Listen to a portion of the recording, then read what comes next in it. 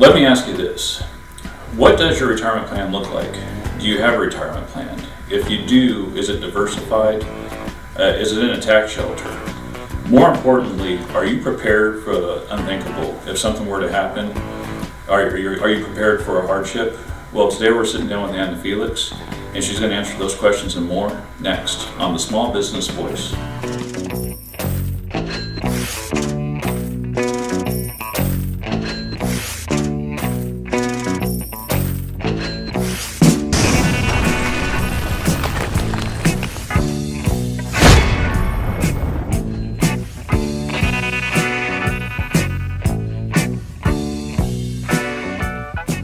Hello everybody, thank you for watching the Small Business Voice. The Small Business Voice is a platform for small business owners to have their voices heard.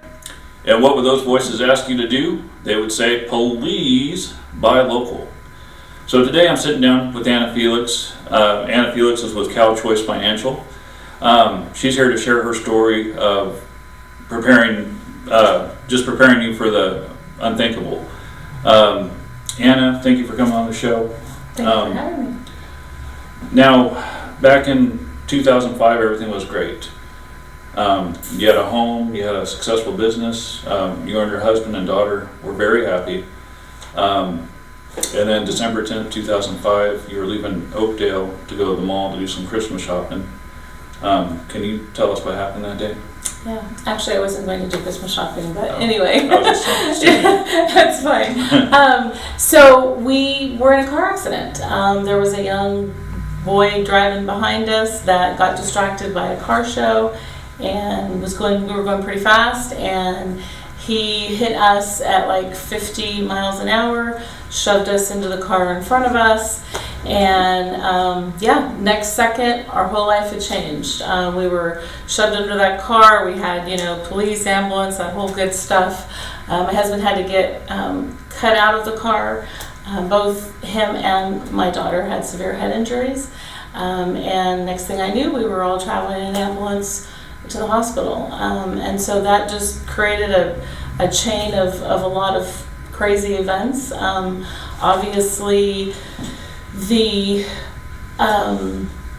difficulty with the health and all of that was a difficult thing. But more importantly, you have insurance and you think that you're going to be covered, that everything's going to be fine. Even with car insurance, because my husband had a previous head injury, 2 years into the whole process, we found out that they were trying to say that what had occurred to him in this accident was attributable to the first accident, which really had nothing to do with each other. It was different sides of the head. But anyway, long story short, there wasn't the kind of coverage that we needed for all the difficulties that were occurring. I had a daughter that had done very, very well in school, lots of great grades, not a problem, and now she was having memory issues with just basic things, which was very frustrating. And so there was a lot of rehabilitation that was necessary, but not a lot of assistance in doing that. So I found myself figuring out where to go and those type of things. So let's go back. So you have insurance. You think you're covered. And unfortunately, you were told by your insurance company that you're not covered. This was not covered. You go to the driver that hit you. Does he not have coverage?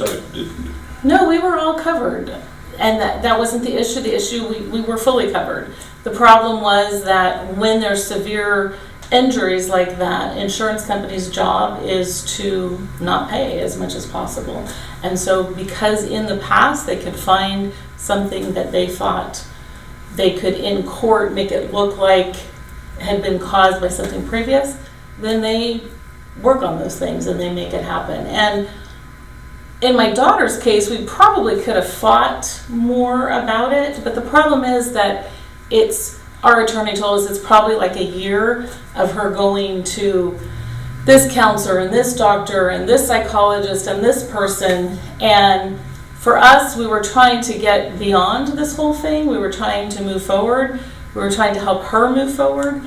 And so we made the decision we're not going to keep going back and forth with this whole thing. So we're just going to try to settle this and move on. Well, the sad thing is that you think you're covered. I mean, we're forced to have insurance. We pay, a good amount of our money to insurance, and you think you're covered. But then when it comes down to it, they're not there. And there was a effect, that just, I forget the term I'm trying to use, but there was an effect, a cause and effect, to where, you get hit by this gentleman, everybody's life is upset. What happened as a result to this happening? You think you're covered and something happened. Right, so we worked at everybody recovering, and that was a long process. It meant, losing our business. I had to go on and find something else that I could do, working like midnight to 8 in the morning so that I could be available for doctor's visits and therapy and all those type of things. So yeah, it completely changed our business situation and our financial situation for that matter.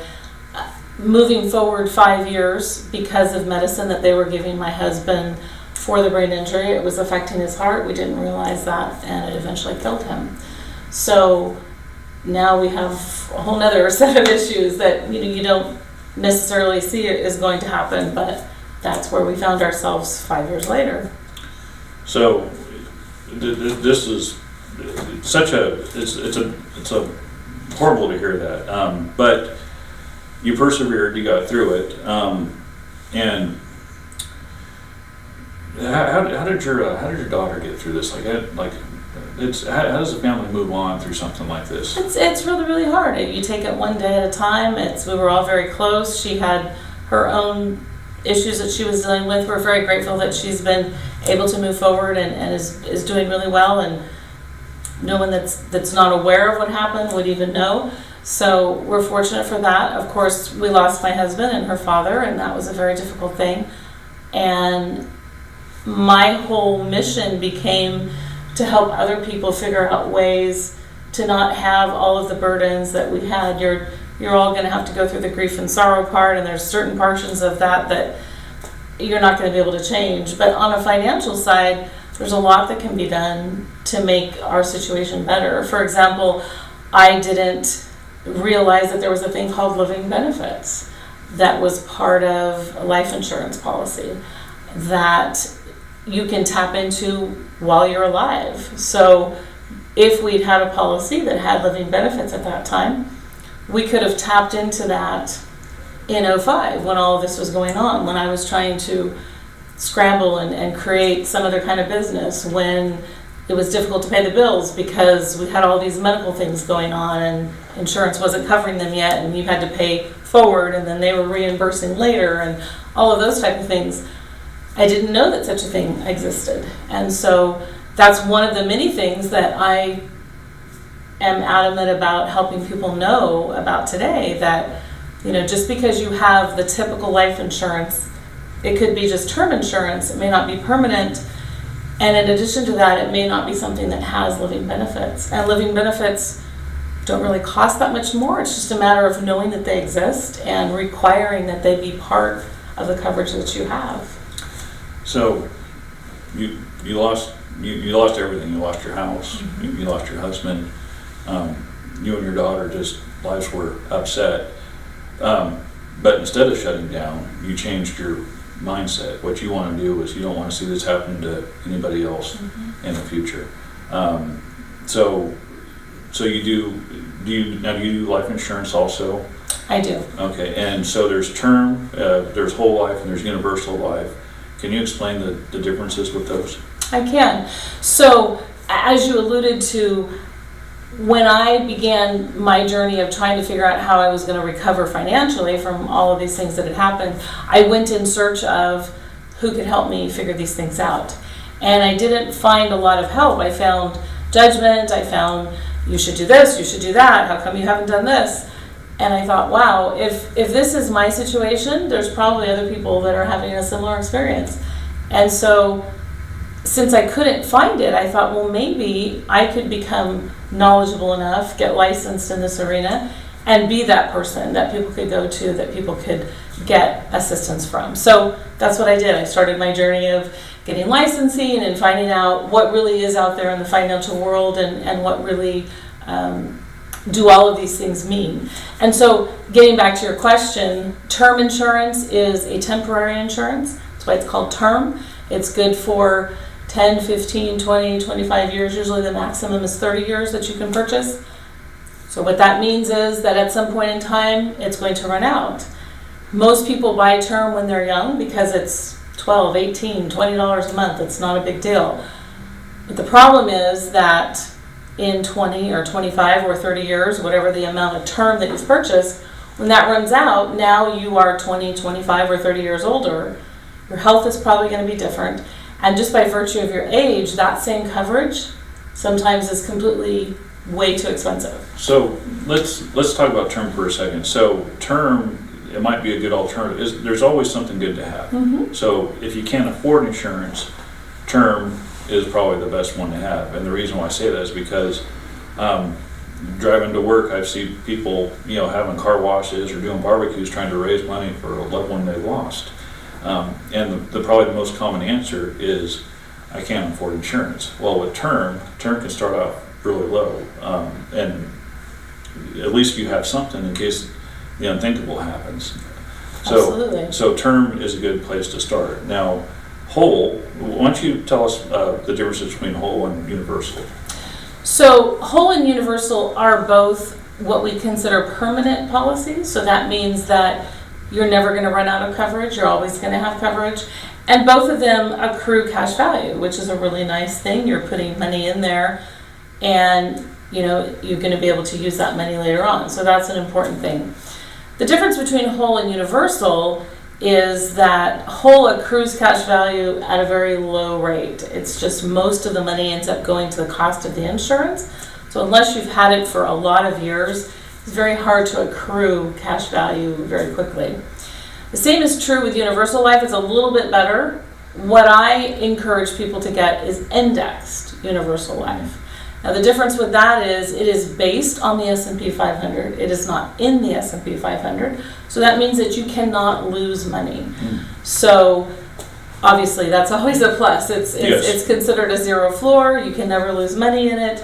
Some of these other policies, there was a time when there was a variable universal life, but again, it would go up and down and participate in those great highs when the market was good, but it also meant it participated in the lows, and so people could lose money. So the very best thing that's on the market now is the indexed universal life, and that allows someone to participate in those highs. When there's those lows, their account holds steady, there's no loss. And so then when things get better, like 07 and 08 were a very good example of that. People that had our accounts, they didn't lose any money. Everybody else was losing money. People in their 401ks were losing their entire 401k. And we just held steady. Our accounts held steady. In 08 and 09, when things started to recover, then they just went up from there. So there's no this up and down type of thing. So it's a great place to grow money. I wanted to commend you because I was just fascinated with your story, and your story kind of reminds me of this woman that lost her 13-year-old daughter due to a drunk driver, and she had no money and she had no resources, and with that, but she had a passion to avenge her daughter's death, so she started Mothers Against Drunk Driving. And her story got publicized, but yours is not. I'm hoping to publicize yours with this show. But I just want to commend you for doing that. I mean, because that's a long process to go through, and it's. I just want to say thank you for your strength and your perseverance. Well, thank you. I appreciate that. Yeah, it feels good to help others avoid similar things. So. Yeah, well, and that's what we want to do. I mean, we're small business owners, and small business owners really want to help our customers. We can't afford advertising, so a lot of ours is word of mouth. And if we know somebody's story, like you, we'll tend to do, business with you. I mean, because you have a personal effect from this. It's just you're that story that we all want to kind of avoid. But like I said, thank you for just persevering and moving forward with this. Yeah, thank you. So you want to talk, let's talk about goals. Like what goals do you have with certain people? So my goals are to empower women with their finances. So I work with everyone, but I do have a niche of women. Mm-hmm. And that encompasses a variety of things. I do seminars, I do workshops where we can talk about a variety of subjects. So sometimes that might be, how do I create tax-free retirement? Actually, using that Index Universal Life that I talked about, we create something called a private reserve account. And it is possible to have tax-free retirement. Everyone wants to know about that. It sounds too good to be true, but it is true, and it's awesome. And so, beyond the fact that women many times are kind of left behind in the financial world, our retirement is a little bit different than men's retirement for a couple of reasons. The first one being women raise children, so many times they take a break for that. Unfortunately, we traditionally make less than men. And then when our parents get older, we become caregivers as well. And so sometimes there's another second gap that occurs in life with working. And so it's very important that our growth in our retirement plan is as much as it can be, that it's max funded. And so more importantly than everyone, I mean, everyone should do that. But for women, it's very, very important that we get started as early as possible on the right track so that we can make up for those certain things that happen in life. So my goal is to help as many women as possible. And I meet a lot of very successful women that, again, don't really know what is the best option. They hear everyone has a 401k, so maybe that's what I should do. It's a very antiquated way of creating retirement. So I enjoy really setting things up the proper way. So a lot of companies, not everybody, but there's a lot of companies out there that offer 401ks. Mm-hmm. 401ks usually are pre-taxed. Mm-hmm. So they might have, $500,000 in their account, and they're like, oh yeah, I got $500,000. But what happens? I'll just ask you the question: what happens when you borrow against it, or what happens when it comes to that time to retire, and you have a 401k? So yeah, a lot of things that people are not aware of. So a 401k, they allow you to put money in there tax deferred, which means, oh yay, I'm not getting taxed on this money, I'm putting it away in this account. However, at some point you have to pay taxes. We don't get away from paying taxes at all. So the problem is that when you go to retire, they say, well, you know what, we have not taxed the seed that you've put in there every month, year after year after year. But now that you have this nice lump sum of money, we're going to take all the taxes out at one time. So depending on your tax bracket at the time, you could be anywhere between 30 and 50% of your money can be gone. So that little example that you gave of having $500,000 in your 401k, now you could have $250,000. And then you got to go back to work. That's a big difference. The other disadvantage with them is that you can't really touch them until you're 59 and a half. If you ever did before then, there are penalties and fees. So I recently talked to someone that wanted $25,000 out of her 401k. After she paid taxes and fees and all of that, she ended up with $18,000. So that wasn't even the amount she really needed. So now she paid all this taxes and fees, and she still didn't have enough to do what she needed to accomplish. Mm-hmm. So it would be far greater if we could create a account after post-tax, after we've paid taxes on it, put it in there, and be able to have access to it when we needed it for whatever we needed it for. And that way, when we pulled it out, it would be tax-free. And that's what we're able to create with a private reserve account. Okay, so you may have a 401k, but this is more about diversifying. So, so how many different accounts should you have? Like say if you have a 401k at work, you should have a life insurance policy, preferably at least a whole life policy. Mm-hmm. Now, should you look into more than that, or? So, yeah, I mean, the more accounts you have, the better. What we always say is if your employer is matching your 401k, then put in what they're matching. So if they're matching 4%, go ahead and put 4% in there because that's free money. Mm-hmm. Anything over and above that, which if you're really going to have a decent retirement, you should be putting in more than that.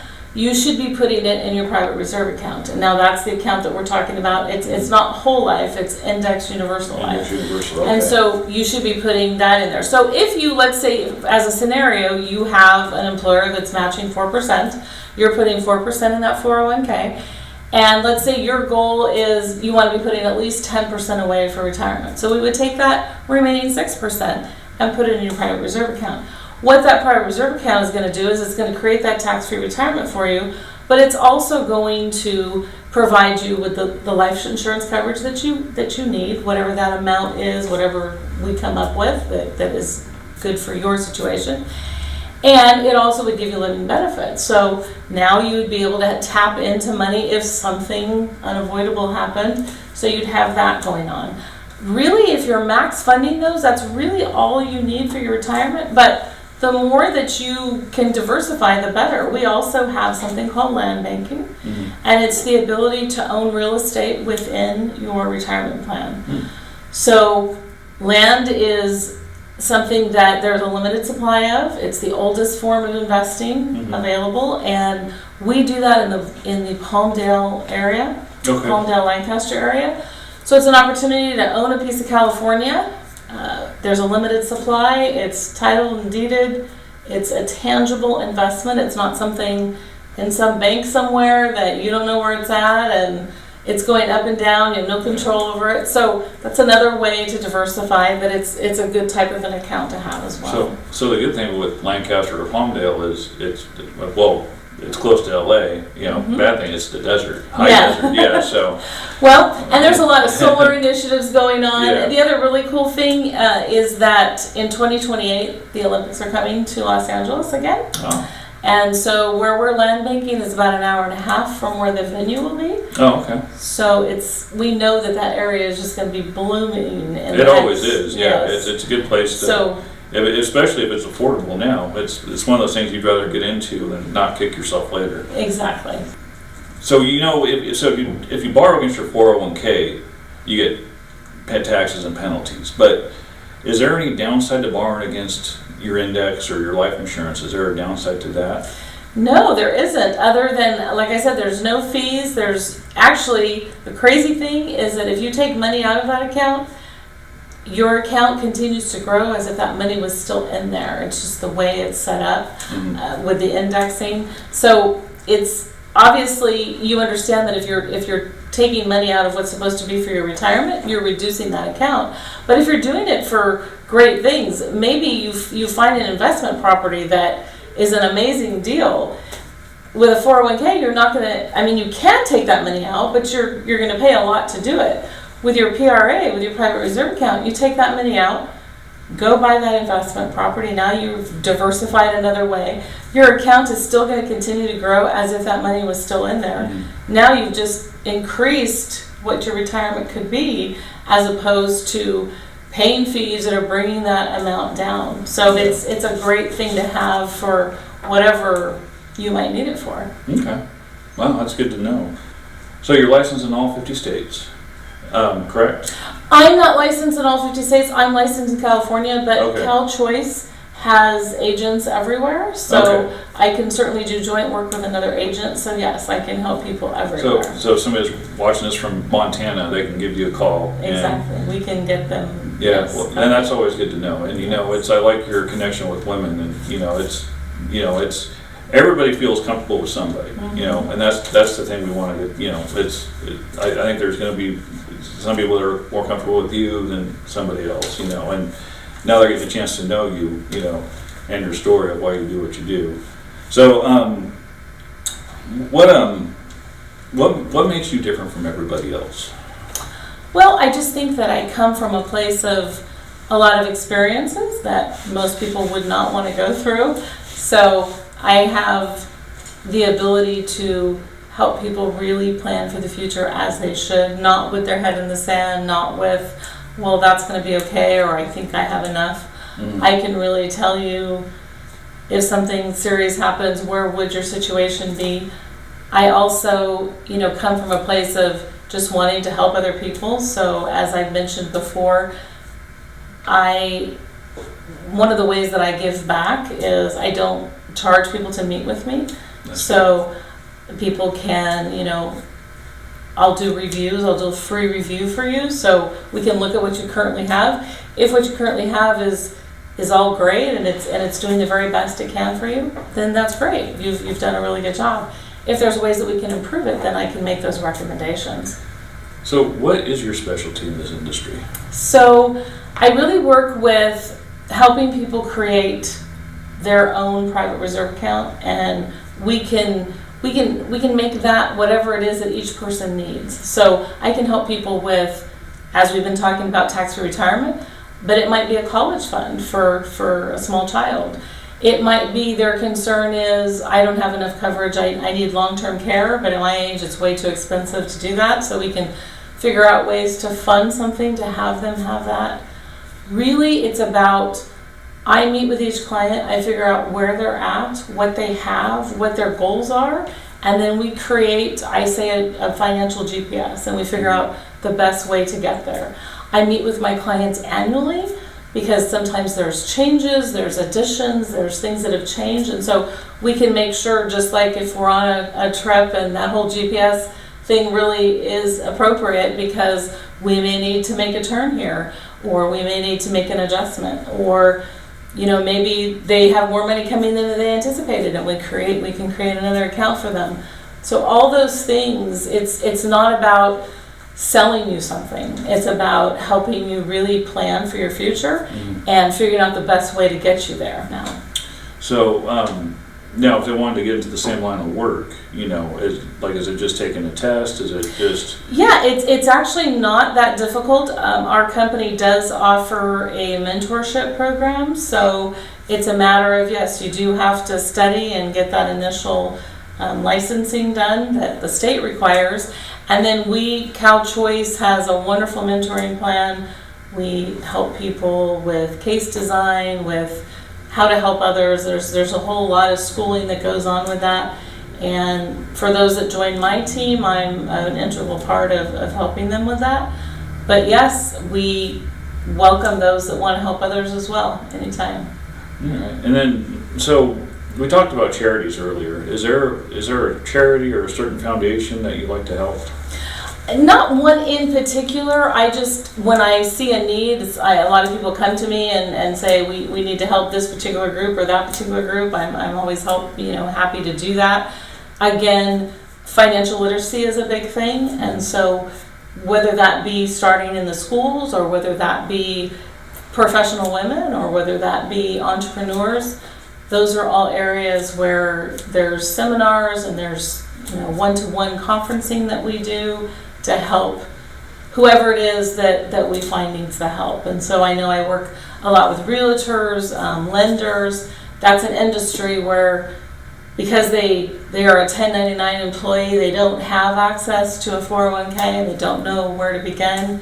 They make good money, but they're not sure where to put it all, and so it ends up that they don't have anything. So a lot of times there's conferences and things like that are affiliated with them that I can help out with. That's good. So Anna, people watching from home, if they want to get in contact with you, how do they get in contact with you?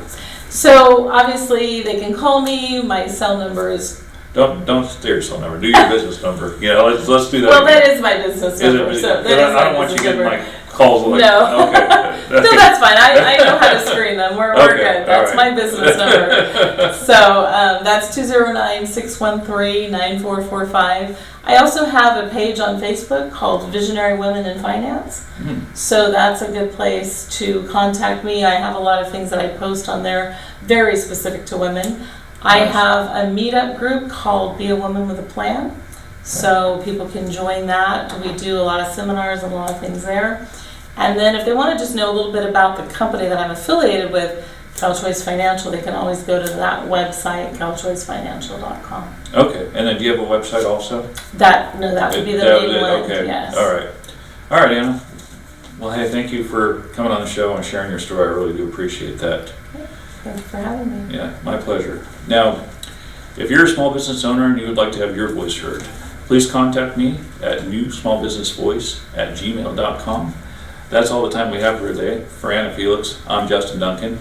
Thank you for watching The Small Business Voice. Join the crusade and buy local.